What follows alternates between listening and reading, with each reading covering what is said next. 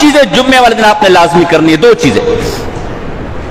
ایک تو سورہ کہف کی پابندی کرنی ہے جمعے کے دن۔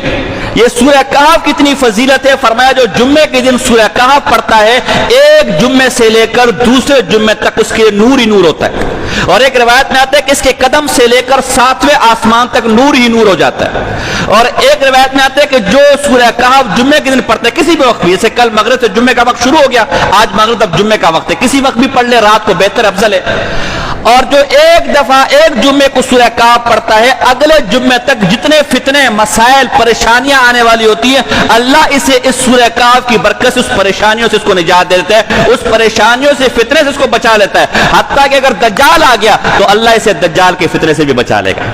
تو ایک تو سورہ کہف کی پابندی کرنی ہے انشاءاللہ، ایسے ہی ہوگا نا انشاءاللہ۔ نمبر 2 ایک درود ہے، یہ درود آپ نے پڑھنا ہے۔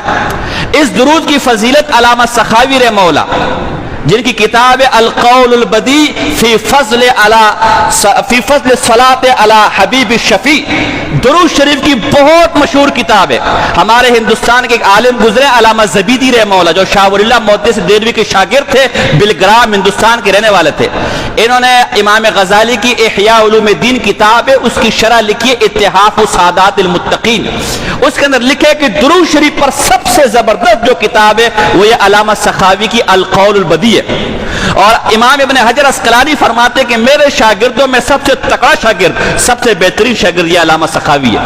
تو یہ علامہ سخاوی اتنا مستقل آدمی، اس نے اپنی کتاب القول البدی کے اندر یہ بات لکھی ہے، طبرانی حدیث کی کتاب ہمارے پاس موجود ہے، اور دارقطنی کے حوالے سے وہ کیا ہے، ایک درود ہے، وہ درود کیا ہے، اللہم صلی علی محمد النبی الامی وعلی آلہ وسلم تسلیما۔ کیا اللہم پڑھے، اللہم صلی علی محمد النبی الامی وعلی آلہ وسلم تسلیما۔ یہ یاد کر لینا، نہیں تو مجھ سے پوچھ کے یاد کر لینا ہے۔ فرمایا عصر کی نماز کے بعد اپنی جگہ سے جو ہلے نہیں، عصر کی نماز، عصر جمعے والے دن عصر کی نماز کے بعد اپنی جگہ سے اٹھے نہیں، وہی بیٹھے رہے، وہی بیٹھے بیٹھے 80 دفعہ یہ درود پڑھ لے۔ کتنا ٹائم لگے گا؟ 10 منٹ یا 15 منٹ؟ 15 منٹ زیادہ لگے گا۔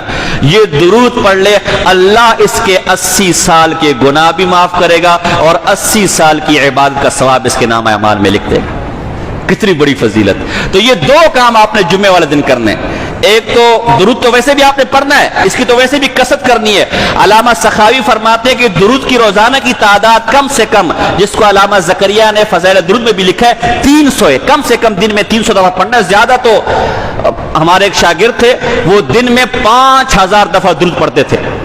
پھر ان پر ایک مصیبت آ گئی، ایسی مصیبت تھی کہ اس مصیبت سے یا زندہ آدمی واپس نہیں آ سکتا، یا مرا ہوا آئے گا، یا نفسیاتی ہو کر آئے گا، یا معذور ہو کر آئے گا۔ وہ شاگرد بغیر کچھ کیے صحیح سلامت واپس آ گیا، کچھ بھی اس کو نہیں ہوا تھا 3-4 مہینے بعد۔ میں نے کہا یہ جو تو درود پڑھتا ہے نا، یہ اس کی برکات تھی، ورنہ بظاہر اسباب کے درجے میں تیرا زندہ واپس لوٹنا بڑا مشکل ہے۔